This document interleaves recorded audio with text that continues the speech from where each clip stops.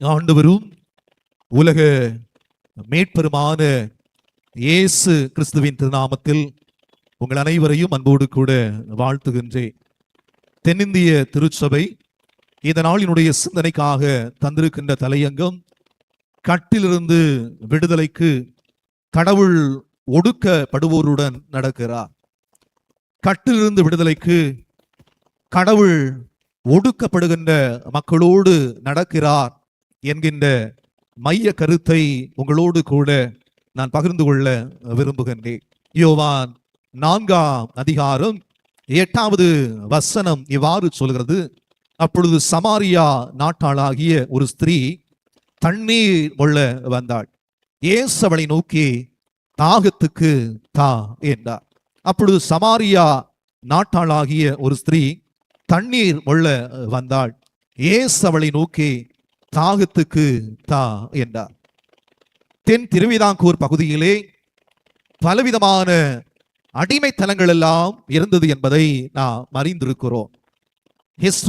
Search history of Thiruvithamkoor என்கின்ற புத்தகத்திலிருந்து ஒரு நடைபெற்ற நிகழ்வை இந்த காலை வேளையில் உங்களோடு கூட நான் பகிர்ந்து கொள்ளுகின்றேன்.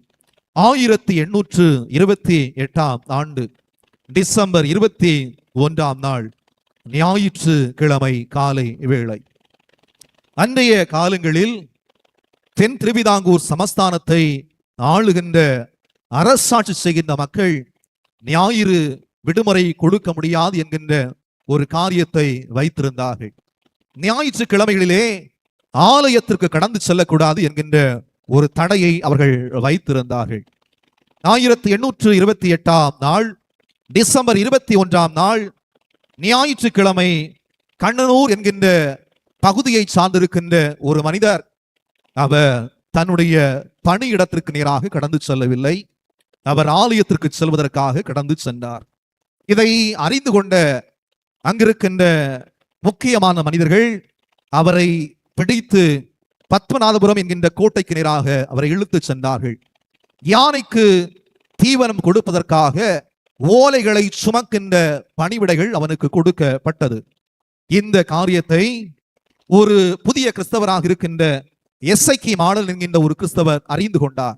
ஏன் இப்படிப்பட்ட காரியங்கள் எல்லாம் இருக்கிறது என்பதை அவர் அறிந்து கொண்டு சிலரோடு கூட இணைந்து அந்த பத்மநாதபுரம் கோட்டைக்கு நேராக கடந்து சென்று அங்கிருக்கின்ற அந்த மனிதரை அவர் விடுவித்து அழைத்து வந்தார். அன்புக்குரியோரே, இந்த செய்திகள் பரவலாக அங்கும் இங்கும் பேசப்பட்டது. 1828ஆம் ஆண்டு டிசம்பர் 23ஆம் நாள் சுமார் 2 நாட்களுக்கு பின்பதாக இந்த நிகழ்வுகள் ஒரு பெரிய தாக்கத்தை அந்த பகுதிகளில் ஏற்படுத்த ஆரம்பித்தது. பழி வாங்க வேண்டும் என்கின்ற ஒரு உணர்வுகள் ஜாதி ரீதியிலே உயர் ஜாதியில் இருக்கின்ற மக்களுக்குள்ளாக அது ஏற்பட ஆரம்பித்தது. கண்ணனூர், ஆற்றூர், திருப்பரப்பு, அருமனை, புலிப்பனம் பகுதியில் இருக்கின்ற கிறிஸ்தவ குடியிருப்புகள் எல்லாம் தீட்டு கொளுத்தப்பட்டது. ஆற்றூர் பகுதியில் இருக்கின்ற ஆலயத்திலே தீட்டு கொளுத்தப்பட்டது. வீடுகள் எல்லாம் எரிக்கப்பட்டது. உடைமைகள் எல்லாம் இழக்கப்பட்டிருக்கிற சூழ்நிலைகளோடு கூட கிறிஸ்தவ மக்கள் இருக்க ஆரம்பித்தார்கள். எனவே அப்பொழுது மிஷனரியாக இருந்த சார்ல்ஸ் ஸ்மித் ஐயரிடத்தில் இந்த காரியங்கள் சொல்லப்பட்டது.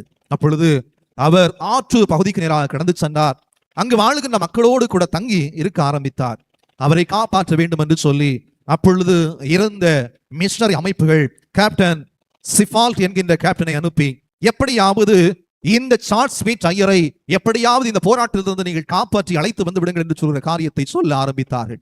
அப்பொழுது சார்ல்ஸ் ஸ்மித் சொன்னார்கள், நான் மாத்திரம் இந்த போராட்டத்திலிருந்து காப்பாற்றப்படுவதல்ல, இந்த ஒடுக்கப்பட்டிருக்கிற மக்களோடு கூட நான் நிற்பேன். என்னை மாத்திரம் நீங்கள் அழைத்து செல்வதாக நீங்கள் வந்திருக்கிறீர்கள். நான் இங்கு பாதிக்கப்பட்டிருக்கிற மக்களோடு கூட நான் இருக்கிறேன். அவருடைய பாதிப்புகளோடு கூட நான் என்றும் நிற்பேன் என்று சொல்கிற காரியத்தை சொன்னார். மாத்திரமல்ல, இந்த பாதிக்கப்பட்டிருக்கிற மக்களோடு கூட இயேசு கிறிஸ்துவும் இருக்கிறார் என்று சொல்கிற செய்தியை சொன்னார். அன்புக்குரியோரே, 1828ஆம் ஆண்டில் கிறிஸ்தவ ஆலயங்களுக்கு நேராக ஞாயிற்றுக்கிழமைகளிலே ஆலயத்திற்கு கடந்து செல்ல முடியாத அனுபவங்கள் எல்லாம் இருந்தது. ஆனால் இன்று இல்லை. இன்று ஆலயங்கள் திறந்திருக்கிறது. ஆலயத்திலே எத்தனை மக்கள் நாம் இந்த சான்ஸ்களை, இந்த சந்தர்ப்பங்களை ஆண்டவருக்குள்ளாய் மகிழ்ந்து சந்தோஷத்தோடு இருக்கிறோம் என்பதை நினைத்து பார்க்க கடமைப்பட்டிருக்கிறோம். மனித வாழ்வில் பலவிதமான படிநிலைமை கட்டமைப்புகள் உருவாக்கப்பட்டு வைக்கப்பட்டிருக்கிறது. ஒடுக்குதல்கள் இருக்கிறது. சிலருடைய வாழ்வுகள் ஒடுக்குதல்கள் கண்ணுக்கு தெரிகிறது, சில ஒடுக்குதல் கண்ணுக்கு தெரியாமல் இருக்கிறது. நண்பர்களே, சாதி, மொழி, இனம், கலாச்சாரம், உயர்ந்தவன் தாழ்ந்தவன் என்கின்ற வர்க்க பாகுபாடுகள் நிறைந்திருக்கின்ற உலகத்தில் நாம் வாழ்ந்து கொண்டே இருக்கிறோம். ஆனால் மனிதர்கள் அனைவரும் மனிதர்கள் என்று சொல்லுகிறோம். மனித மாண்பு இழந்து வாழ்ந்து கொண்டிருக்கின்ற உலகத்தில் நாம் வாழ்ந்து கொண்டே இருக்கிறோம். கடவுள் எப்படிப்பட்டவர் என்று சொன்னால், யாத்ரா 3ஆம் அதிகாரம் 7ஆம் வசனம் சொல்வது, எகிப்தில் இருக்கிற என் ஜனத்தின் உபத்திரவத்தை நான் பார்க்கவே பார்த்தேன். அதிகாரிகளால் அவர்கள் படுகிற கூக்குறுதலை நான் கேட்டுக்கொண்டிருக்கிறேன். என் ஜனங்கள் படுகிற உபத்திரவத்தை நான் பார்க்கிறேன். அதிகாரிகள் அவர்களை நெருக்குகின்ற நெருக்குதல்களை நான் கேட்டுக்கொண்டிருக்கிறேன் என்று சொல்லி கடவுள் சொல்லுகிறார். காண்கின்ற கடவுள், பார்க்கின்ற கடவுள், அவர் எல்லாவற்றையும் புரிந்து கொள்கிறவராய் இருக்கிறார் என்பதை வேதம் சொல்லுகிறது. நாசரேத் அறிக்கையிலும் கூட லூக்கா 4:18 படிக்கின்ற போது அவர் சொன்னார், ஒடுக்கப்படுகிற மக்களுடைய கூக்குரலை நான் கேட்கிறவராய் இருக்கிறேன், அதற்காகவே அவளை விடுதலை செய்வதற்காக வந்திருக்கிறேன் என்று சொல்கிற காரியத்தை சொன்னார். சுதந்திர இந்தியாவின் நாம் வைக்கப்பட்டிருக்கிறோம். நேற்றைய தினம் சுதந்திரம் அடைந்து 80வது ஆண்டை கொண்டாடி மகிழ்ந்தோம். ஆனால் அநீதிகள், அக்கிரமங்கள், அடக்குமுறைகள் இந்த மண்ணை விட்டு அகன்றிருக்கிறதா என்பதை நாம் கேட்க வேண்டும். மேடை பேச்சு அல்ல, வசனங்கள் பேசுவதல்ல, வீர வாக்கியங்கள் பேசுவதல்ல, யதார்த்தமாய் மனிதன் படுகின்ற வேதனையிலே, மனிதன் அனுபவிக்கின்ற சோதனைகளில் எந்த விடிவுகளை உருவாக்கி இருக்கிறோம் என்பதை நாம் சிந்திக்க கடமைப்பட்டு இருக்கிறோம். விடுதலை இறையினுடைய முன்னோடியாக கருதப்படுகின்ற குஸ்டோரஸ் என்கின்ற ஒரு இறையியலாளர் சொல்கிறார், அநீதிகள், அடக்குமுறைகள் நடைபெறுகிற போது கடவுள் ஒடுக்கப்படுகிற மக்களோடு, புறம் தள்ளப்படுகிற மக்களோடு கூட தன்னை அடையாளப்படுத்துகிறார். கடவுள் எப்படி தன்னை அடையாளப்படுத்துகிறார் என்று சொன்னால், ஒடுக்கப்படுகிற மக்களோடு, புறம் தள்ளப்படுகிற மக்களோடு தன்னுடைய இருப்பு நிலைமையை வெளிப்படுத்துகிறார். ஜேம்ஸ் ஹட்ச்ஹோன் என்கின்ற இறையியலாளர் சொல்லுகிறார், தேவன் எப்பொழுதும் ஒடுக்கப்படுகிற மக்களோடு கூடத்தான் இருக்கிறார். யார் வேதனைகளோடு கூட இருக்கிறார்களோ, யார் சோதனைகளோடு கூட வாழ்கிறார்களோ, யார் துன்பங்களின் மத்தியில் வாழ்கிறார்களோ, அவர்கள் மத்தியில் கடவுள் பங்கேற்பு செய்கிறவராய் இருக்கிறார். நண்பர்களே, அவர் அவர்களுக்காகவே வந்தவர், அவர்களோடு பேசியவர், அவர்களுக்காகவே தியாகம் செய்த கடவுள். ஏழைகளுடைய விடுதலையை பற்றி பேசாத செய்தி கிறிஸ்தவ செய்தி அல்ல என்று கருப்பெற இறையியலாளர் ஜேம்ஸ் தன்னுடைய எழுத்துக்களில் பதிவு செய்கின்றார். இன்று எதை பற்றி இந்த சமுதாயம் பேசுகிறது? நடிகர்களை பற்றி பேசுகிறது. ஒரு நடிகன் மரித்து விட்டான் என்று சொன்னால் தொலைக்காட்சிகள், ஊடகங்கள் எல்லாம் பல மணி நேரம் அதை வைத்தே விவாதம் செய்கிறது, ஒளிபரப்பு செய்கிறது. அதை பார்ப்பதற்கு என்று சொல்லி ஜன கூட்டம் அதற்கு பின்பதாக தீவிரித்து கடந்து செல்கிறது. ஆனால் ஒடுக்கப்படுகிற மக்கள், வாழ்வின் விளிம்பு நிலைமையில் இருக்கின்ற மக்களை அட்ரஸ் பண்ணுவதற்கு இந்த உலகத்துல யாருமே இல்லாத நிலைமையோடு கூட வாழ்ந்து கொண்டே இருக்கிறார்கள். கடவுள் அவர்களோடு கூட பயணம் செய்கிறவராய் இருக்கிறார். நாம் 3 பகுதிகளை படித்தோம். இந்த பகுதிகள் சார்ந்து, திருமறைகளை சார்ந்து, இறையியல் சார்ந்து நான் உங்களோடு கூட வெகு விரைவாக நான் சொல்கிறேன். முதல் சிந்தனை, ஒடுக்கப்படுகிறவர்களுடைய குரலை நாம் கேட்க வேண்டும். ஒடுக்கப்படுகிற மக்களுடைய குரலை நாம் கேட்க வேண்டும்.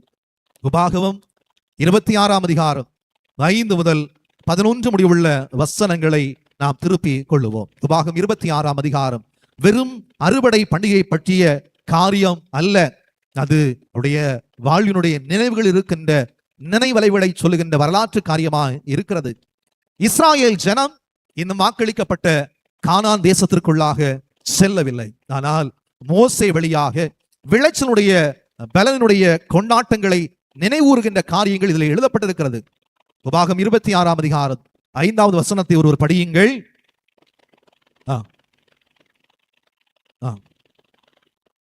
என் தகப்பன் அழிவுக்கு நேரான சீரிய தேசத்தானாயிருந்தான். அவன் எகிப்து தேசத்துக்கு போய் அவன் தேசத்துல பரதேசியா இருந்தான். என் தகப்பன் அழிவுக்கு நேரான சீரிய தேசத்தான். கொஞ்சம் ஜனங்களோடு எகிப்து தேசத்துக்கு போனான். பரதேசியாய் அவன் சஞ்சரித்துக் கொண்டே இருந்தான். எங்கள் பெரியவர்கள் வலிமையானவர்கள் அல்ல, வரலாற்றிலே பதிவு செய்யப்பட வேண்டியவர்கள் அல்ல, அவங்க பாமரர்கள். அவர்கள் ஒன்றுமில்லாமல் பல நிலைமைகளிலே கடினங்களை அனுபவிக்கின்ற மக்களாக இருக்கிற நிலைமையோடு கூட இருந்தார்கள், ஒடுக்கப்படுகிற மக்களாக இருந்தார்கள். நாங்களும் எங்களுடைய சந்ததிகளும் எகிப்து தேசத்துல பல கஷ்டங்களை அனுபவித்தோம். இந்த குரல் உங்கள் மத்தியிலே எப்பொழுதும் இருக்க வேண்டும். கடவுள் உங்களை எதற்காக தெரிவு செய்தார் என்று சொன்னால், நீங்கள் ஒடுக்கத்தின் மத்தியில் இருந்தீர்கள், நீங்கள் நெருக்கத்தின் மத்தியில் இருந்தீர்கள், நீங்கள் சோதனைகளுக்குள்ளாக தள்ளப்படுகிறீர்கள், நீங்கள் வேதனைகளுக்குள்ளாக தள்ளப்படுகிறீர்கள். உங்க குரலை தான் கடவுள் கேட்டார். உபாகம் 26ஆம் அதிகாரம் 27வது வசனம் சொல்லுது, எங்கள் பிதாக்களின் தேவனாகிய கர்த்தரை நாங்கள் நோக்கி கூப்பிட்டோம். நாங்க மனுஷனை நோக்கி கூப்பிடல, எங்களுக்கு உதவி செய்வதற்காக யாரையும் நோக்கி கூப்பிடல. நாங்க கூப்பிட்ட மனுஷர்கள் எல்லாம் எங்களை ஏமாற்றினார்கள், எங்களை துரோகம் செய்தார்கள். நாங்கள் செய்த காரியம் எங்கள் பிதாக்களின் தேவனாகிய கர்த்தரையே நோக்கி கூப்பிட்டோம். அவர் எங்கள் சத்தத்தை, எங்க சத்தத்தை, வருத்தத்தை, எங்க உபத்திரவத்தை எல்லாம் பார்த்தார். அவர் கேட்டார், பார்த்தா எங்களுக்கு ஒரு பழைய வழியை உருவாக்கி தந்தார். எனவே தான் நாங்க இப்பொழுது இந்த நடை பயணத்தை மேற்கொண்டு அந்த எகிப்தினுடைய ஒடுக்குதலை விட்டுவிட்டு நாங்கள் கானான் என்கின்ற பயணத்துக்கு எதிராக கடந்து கொண்டே இருக்கிறோம் என்கின்ற காரியத்தை இந்த மக்களுக்கு சொல். நண்பர்களே, வால்டர் பரூக்மேன் என்கின்ற இறையலாளர் தன்னுடைய புத்தகத்தில் சொல்கிறார், கடவுளின் செயல்பாடு என்பதே அடிமைத்தனத்தில் அகப்பட்டு கிடக்கும் மக்களினுடைய குரலை கேட்டு அதிலிருந்து எப்படியாவது வெளியே கொண்டு வந்து விட வேண்டும். யார் அடிமைப்பட்டு கிடந்தாலும் அதிலிருந்து எப்படியாவது வெளியே கொண்டு விட வேண்டும் என்று சொல்லிதான் அவங்களுடைய சத்தத்தை கடவுள் கேட்டுக்கொண்டே இருக்கிறார். ஏழைகளை பற்றி பேசுவது மட்டும் போதாது, அவருடைய வாழ்வின் வேதனைகளையும் குரலையும் நாம் கேட்க வேண்டும், அவர்களோடு கூட நாம் நடக்க வேண்டும். என்று அதிகாரம், பணம், பதவி, அந்தஸ்து, ஆழ்வலம், பொருளாதார பலம் இருந்தால் அவருடைய குரல் கேட்கும். ஆனால் ஏழைகளுடைய குரல் எங்கும் ஒலிக்காது. ஆனால் கடவுள் கேட்பது ஏழைகள் ஒழுக்கப்படுகிற குரலை கடவுள் கேட்கிறவரா இருக்கிறார். மனிதர்கள் எல்லாரும் மதிப்பீடு செய்கின்ற காரியங்கள் எல்லாம் பெரிய ஆளுடைய குரல் தான் கேட்கணும்னு சொல்லி, ஆனா கடவுள் எப்பொழுதும் ஏழைகள் ஒடுக்கப்படுகிற மக்களுடைய குரலை கேட்கிறார். இரண்டாவது காரியம், ஒடுக்கப்பட்டவர்களை சகோதரர்களாக நாம் ஏற்றுக்கொள்ள வேண்டும். ஒடுக்கப்பட்டிருக்கிற மக்களை நாம் சகோதரர்களாக ஏற்றுக்கொள்ள வேண்டும். பிலோமோன் 10 முதல் 16 முடியுள்ள வசனங்களை நீங்கள் திருப்புவீர்கள் என்று சொன்னால் உங்களுக்கு தெரியும். பிலோமோன் ஒரு தனிப்பட்ட விசுவாசி மட்டும் அல்ல. பிலோமோன் 2ஆம் வசனத்தை படிக்கின்ற போது அதிலே சொல்லப்படுகிறது, அவருடைய வீடு ஆரம்ப காலத்திலே திருச்சபையாக இருந்தது. ஆரம்ப காலகட்டங்களிலே ரோம அடிமைத்தனை முறைகள் எல்லாம் இருந்தது. இந்த பிலோமோனும் சர்ச்சில் வீட்டையே சர்ச்சா வச்சு நடத்திக்கிட்டு இருக்கிறாரு. ஆனா பிலோமோனுடைய வீட்டில் ஒனேசிமு என்கின்ற ஒரு அடிமை இருந்தார். பிலோமோன் ஆரம்ப கால திருச்சபையை தன்னுடைய வீட்டில் நடத்திருந்தாரு. ஆனா அந்த வீட்டிலேயே ஒரு அடிமை, ஒனேசிமு என்கின்ற ஒரு அடிமை இருந்தார். ஒனேசிமுக்கு என்ன நேரிப்பட்டது என்று சொல்லி தெரியல, என்ன பொருள் எடுத்துட்டு போனாலும் திருடனா தெரியல, அல்லது அந்த வீட்டினுடைய உடைமையாளர் பிலோமோன் என்ன கஷ்டத்தை நெருக்கடியை கொடுத்தான்னு தெரியல. ஆனா வீட்டை விட்டு அவரு ஓடி போய்விட்டார். என்ன கஷ்டம் அவருக்கு ஏற்பட்டதோ தெரியவில்லை இந்த அடிமைக்கு. நான் வீட்டை விட்டு வெளியே சொல்லாமல் அவர் ஓடி சென்று விட்டார். அவர் ஓடிய விதத்தினால பிலோமோனுக்கு அநேக பொருளாதார பிரச்சனைகள் வந்திருக்க கூடும். பணி சார்ந்த கிழமையில பல காரியங்கள் தடைபட்டிருக்க கூடும், பல இழப்பீடுகள் ஏற்பட்டிருக்க கூடும். சொல்லாம போனதுனால பெண்டிங் ப்ராசஸ் வேலையெல்லாம் நிறைய பெண்டிங் இறந்திருக்கும். ஆனா இந்த ஒனேசிமுக்கு தெரியும், எங்க தப்பிச்சு ஓடினாலும் பிரச்சனை வரும். அன்று அடிமைகள் தப்பித்து ஓடினார்கள் என்று சொன்னால், மறுபடி பிடிக்கப்பட்டால் சங்கிலியினாலே அவருடைய கால்கள் கட்டப்படும். அந்த வீட்டில் காலை சங்கிலியில கழட்டிடுவாங்க பிடிச்சு. அதுக்கு பிறகு வீட்டில் வேலை செய்யணும், கஷ்டத்தின் மத்தியில வேலை செய்ய வேண்டும். சாட்டையினால் அடிப்பார்கள், உடல்ல தழும்பு போடுவாங்க. அதுதான் அன்னைக்கு உள்ள தண்டனை. இப்போ இந்த 3 முடிவுகளும் தான் இந்த பிலோமோன் எடுப்பார். எப்படியும் கண்டுபிடிச்சிருவாங்க. இப்போ அவருக்கு தெரியும் எங்க தப்பிச்சு போகணும்னு சொல்லி. இந்த ஒனேசிமுக்கு தெரியும். நேரடி என்ன செய்தார்னு சொன்னா, பவுலுக்கு வீட்டுக்கு நேரா போயிட்டார். பவுல் பண்பட்டவர், ஒடுக்கப்படுகிற மக்களுக்கு உதவி செய்கிறவர், புறம் தள்ளப்படுகிற மக்களோடு கூட தன்னை நெருங்குகின்றவர். அங்க போய் நின்ற உடனே பவுல் ஒரு திருமடலை பிலோமோனுக்கு எழுதுகின்றார். பல வார்த்தைகளை வித்தியாசமாய் இந்த ரோம பேராதிக்க அடிமைத்தனத்திலிருந்து அவர் எழுதுகின்றார். படிப்பீர்கள் என்று சொன்னால் தெரியும். 10வது வசனத்தை ஒருவர் படியுங்கள். என்னவென்றால், நான் பெற்ற என் மகனாகிய ஒனேசிமுக்காக மன்றாடுகிறேன். நான் பெற்ற என் மகனுக்காக மன்றாடுகிறேன். பவுல் ஒரு யூதன், கமலேயன் பாதத்தில் கல்வியற்றவன், சட்டதிட்டங்கள் அனைத்தையும் கையாற கற்றறிந்த ஒரு மனிதன். எல்லாம் தெரியும், எப்படி எப்படி செய்ய வேண்டும் என்பதை மிகவும் நுணுக்கமாய் அறிந்திருக்கிற ஒரு மனிதன். இவர் சொல்றாரு, பிலோமோனுக்கு சொல்லுகிறார், நான் பெற்ற என் மகனாகிய ஒனேசிமு. எப்படி ஒரு அடிமையை பற்றி நான் பெத்த என் மகன் சொல்ல முடியும்? அன்புக்குரியோரே, அவருடைய எண்ண ஓட்டத்தை பாருங்கள். அவருடைய வார்த்தைகள் வெளிப்படுகிறது என்று சொன்னால் உள்ளுக்குள்ளாக இருக்கின்ற உணர்வு எப்படிப்பட்டது என்று சொல்லி பாருங்கள்.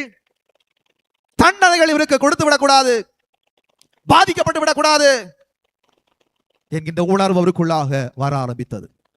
நான் பெற்ற என் மகனாகிய ஒனேசிமுக்காக நான் மன்றாடுகிறேன். மாத்திரமல்ல, சொல்லப்பட்டிருக்கிறது பிலோமோன் 16வது வசனத்திலே, இனி அடிமை அல்ல, அன்பான சகோதரன்.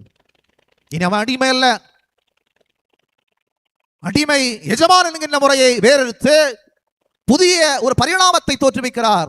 அன்பான சகோதரன், கிறிஸ்து இயேசுவுக்குள்ளாக நாம் அனைவரும் உடன்பிறப்புகள் என்கின்ற காரியத்தை சொல்லுகிறார். 11வது வசனத்தில் சொல்லப்படுகிறது, முன்பே அவன் உமக்கு பிரயோஜனமும் இல்லாதவனாக இருந்திருக்க கூடும், இப்பொழுது உமக்கும் எனக்கும் பிரயோஜனம் உள்ளவன். வார்த்தைகளை பாருங்கள். முன்பு பிரயோஜனம் இல்லாதவன், இனி உமக்கும் பிரயோஜனம் உள்ளவன், எனக்கும் பிரயோஜனம் உள்ளவன். அந்த பகுதியில் சொல்லப்படுகிறது, ஏதாவது நஷ்ட ஈடுகள் செய்ய வேண்டும் என்று சொன்னால் நானே வரும்போது திருப்பித்தார். அவன் ஏதாகிலும் எடுத்து வந்திருப்பான் என்று சொன்னால், அவனால் உன் குடும்பத்திற்கு ஏதேனும் பாதிப்புகள் வந்திருக்கும் என்று சொன்னால் அதை நானே சீர்கட்டுகிறேன் என்று சொல்லி பவுலடியார் சொன்னார். நண்பர்களே, இந்த அடிமையினுடைய நிலைமை முற்றிலும் மாறுபட்டதாய் மாறியது. எனவே தான் இங்கு புதிய ஏற்பாட்டினுடைய இறையலாளர் இந்த பகுதியை விளக்குகின்ற போது புரூஸ் என்கின்ற இறையலாளர் சொல்லுகிறார், அடிமைத்தனத்துடைய ஆணி வேரை பவுலடியார் முற்றிலும் அகற்றுகிறார் என்று சொல்லி தன்னுடைய எழுத்துக்களில் சொல்லுகிறார். நண்பர்களே, நம்முடைய வாழ்க்கையிலும் கூட ஒடுக்கப்பட்டிருக்கிற, பாதிக்கப்பட்டிருக்கிற மக்களை, கஷ்டத்தின் மத்தியில் இருக்கிற மக்களை நாம் உடன்பிறப்புகளாய், சகோதர சகோதரிகளாய் ஏற்றுக்கொள்கிற மனப்பக்குவத்தை நாம் வளர்த்து கொள்ள வேண்டும். இறுதியாய், ஒடுக்கப்பட்டவர்களை கண்ணியத்துடன் நாம் நடத்த வேண்டும். ஒடுக்கப்பட்டவர்களை கண்ணியத்துடன் நாம் நடத்த வேண்டும். யோவான் 4ஆம் அதிகாரம் 5 முதல் 14 முடிவுள்ள வசனங்களை நான் திருப்பிக் கொள்வோம் என்று சொன்னால் நமக்கு தெரியும். சமாரியர் யூதர்களுக்கு இடையிலே நீண்டகால பகை இருந்தது. 2 மக்களுக்கிடையிலே நீண்டகால பகை இருந்தது. சமாரியர்கள் கிரீசி மலையிலே கடவுளை தொழுதார்கள், யூதர்கள் எருசலேமிலே கடவுளை தொழுதார்கள். யூதர்கள் தங்களை உயர்வானாக கருதினார்கள், சமாரியர்களை ஒதுக்கியவர்களாக, புறம் தள்ளியவர்களாக கருதினார்கள். அந்த வழியாகவே அவர்கள் போவதில்லை. ஆண் பெண் என்கின்ற வர்க்க பேடுபாடுகள் இருந்தது. இப்போ பல பிரச்சனைகள் இந்த சமாரி எல்லைக்குள்ளாக இருக்கிறது. இயேசு கிறிஸ்து சீடலோடு கூட இந்த எல்லையை உள்ளே சொல்லுகிறார். இதெல்லாம் ஒதுக்கி வச்சிருக்காங்க, உள்ள போடான்னு சொல்லு. இயேசு கிறிஸ்து வச்சிருக்கக்கூடிய எல்லைகளை எல்லாத்தையும் உடைக்கிறார். இதெல்லாம் முறையற்ற எல்லைகளோ அதைகள் எல்லாவற்றையும் உடைத்தருகிறார். யோவான் 4:8 சொல்றது, அப்பொழுது சமாரி நாட்டாளாகிய ஒரு ஸ்திரீ தண்ணீர் மொள்ள வந்தாள், இயேசு அவளை நோக்கி தாகத்துக்கு தா என்றார். ஒரு சமாரிய பெண்ணோடு கூட யூதர்கள் சம்பந்தம் கலவக்கூடாது, பெண்களோடு கூட பேசக்கூடாது. ஒரு ஆன்மீக குழப்பம் இந்த பெண்ணுக்கு உள்ள ஏற்கனவே நிறைய இருக்குது. தனிப்பட்ட பிரச்சனை நிறைய இருக்கக்கூடும். ஆனா நீ யாரு, நீ எந்த இனம், உனக்கு கடந்த காலம் என்ன அப்படின்னு சொல்லி எந்த காரியத்தையும் இயேசு கிறிஸ்து கேட்கல. கண்ணியத்தோடு கூட ஒரு உரையாடலை வைக்கிறார். தாகத்துக்கு தா, தாகத்துக்கு தா என்று சொல்லி உலக மக்களுடைய தாகத்தை தீர்க்கின்றவர் ஒதுக்கப்பட்டு ஓரம் கட்டு நிற்கப்பட்டிருக்கிற ஒரு பெண்ணு கிட்ட போய் கேட்கிறார், தாகத்துக்கு தா அப்படின்னு சொல்லி கேட்கிறார். இந்த உரையாடல் மெதுவாக ஆரம்பிக்கிறது. இயேசு கிறிஸ்து கேட்கும்போது மறுபடியும் இந்த பெண் ரெஸ்பான்ஸ் கொடுக்குறாங்க. யோவான் 4:9 சொல்வது ஒரு பெண்ணினுடைய கேள்விக்கு இயேசு கிறிஸ்து பொறுமை காப்பதையும் அதற்கு பின்பதாக உரையாடல் வைப்பதையும் நாம் காண முடியும். ராபர்ட் என்கின்ற இறையாளர் சொல்லுகிறார், சமாரிய பெண்ணோடு இயேசு கிறிஸ்து பேசும் சூழலை உருவகத்தின் அடிப்படையிலே பெண்ணை இழிவுபடுத்தாமல் வரலாற்று வழியாகவும் வழிபாடு ரீதியாகவும் நாம் படிக்க வேண்டும். பொதுவா எல்லாரும் பேசக்கூடிய ஒரு சூழ்நிலை என்பது, இந்த பெண்ணுக்கு 5 புருஷர்கள் இருந்தார்கள் என்று சொல்லி அவளை ஒரு நிலைமையிலே சித்தரித்து அவளை பல நிலைமைகளிலே கொச்சைப்படுத்துகிற நிலைமையோடு கூட பல விளக்கங்கள் அமைக்கிறார்கள். ஆனால் உடைய தனிப்பட்ட வாழ்வு ரீதி இல்லாமல் அது வழிபாடு ரீதியாக அது பார்க்க படிக்கப்பட வேண்டியது. பிதாவை எங்கும் தொழுது கொள்ளுகின்ற காலம் உருவாகும் என்று சொல்லுகின்ற செய்தியை அவர் சொல்லுகிறார். மாத்திரமல்ல, வேதம் சொல்லுகிற செய்தி, இந்த பெண்ணே ஊருக்குள் செல்கிறாள். ஊருக்குள் சென்று எனக்கு நடந்த எல்லா காரியத்தையும் ஒருவர் சொன்னார், அவர்தான் மேசியா, அவரை வந்து வாருங்கள் என்று சொல்லுகிற காரியத்தை சொன்னார். 2 நாட்கள் அந்த சமாரிய எல்லைக்குள்ளாக இயேசு கிறிஸ்து தங்கி இருந்தார். ஒரு கண்ணியமான உரையாடல் சமாரிய மக்களை, ஒடுக்கப்பட்டிருக்கிற மக்களை ஏற்றுக்கொள்வதற்கு வைத்தது. இன்று ஒதுக்கப்பட்டிருக்கிற மக்கள், ஓரம் கட்டப்பட்டிருக்கிற மக்கள், புறம் தள்ளப்பட்டிருக்கிற மக்களை நாம் கண்ணியத்தோடு கூட நடத்துகிறோமா என்பதை நாம் நினைத்து பார்க்க கடமைப்பட்டிருக்கிறோம். ஏஞ்சலா என் பார்க்கர் என்கின்ற பெண்ணி இறையாளர் தன்னுடைய எழுத்துக்களில் சொல்கிறார், பெண்களின் குரல்கள் கண்ணியத்தோடு கூட நடத்தப்பட வேண்டும். இன்று சமூகத்தில் இருக்கின்ற, குடும்பத்தில் இருக்கின்ற பெண்களினுடைய குரல் வளைகள் நெரிக்கப்படுகிறது. இன்று பல குடும்பங்களிலே மனைவிகளினுடைய குரல் வளைகள் நெருக்கப்படுகிறது, பிள்ளைகளுடைய குரல் வளைகள் நெருக்கப்படுகிறது. உடைய வார்த்தைகளுக்கு வேல்யூ இல்லாம, அதற்கு மதிப்பில்லாமல் ஆளாக்கப்படுகிற ஒரு சூழலுக்குள்ளாய் இந்த சமூகம் சென்று கொண்டே இருக்கிறது. நாம் பாதிக்கப்பட்டிருக்கிற மக்களுடைய நிலைமைகளிலிருந்து அதை பார்க்க நாம் கடமைப்பட்டிருக்கிறோம். இந்த பெண் கடந்து சென்று சமாரியா முழுவதற்கும் இயேசு கிறிஸ்துவை அறிவதற்கு இந்த ஒரு பெண்ணே காரணமாக வைத்தாள். அன்புக்குரியோரே, இந்த நாளிலும் கூட நான் 3 காரியங்களை நான் உங்களுக்கு சொல்கிறேன். ஒடுக்கப்பட்டவர்களுடைய குரலை நாம் கேட்க வேண்டும். ஒடுக்கப்பட்டிருக்கிற மக்களை சகோதரர்களாக நாம் நடத்த வேண்டும். ஒடுக்கப்பட்டிருக்கிற மக்களை கண்ணியத்தோடு கூட நாம் நடத்துகிற மக்களாக இருக்க வேண்டும். எனவே அப்படிப்பட்ட நிலைமைகளோடு கூட நாம் இருப்போம் என்று சொன்னால், கடவுள் இந்த உலகத்தில் அவர் விரும்புகின்ற காரியத்தை நம் வழியாய் நிறைவேற்றுகிறார் என்பதில் எந்த விதமான மாற்றுக்கருத்தும் இல்லை. இறையவர் தாமே இந்த வார்த்தையின் வழியாக நம் அனைவரையும் நிறைவாக நடத்துவாராக. ஆமென்.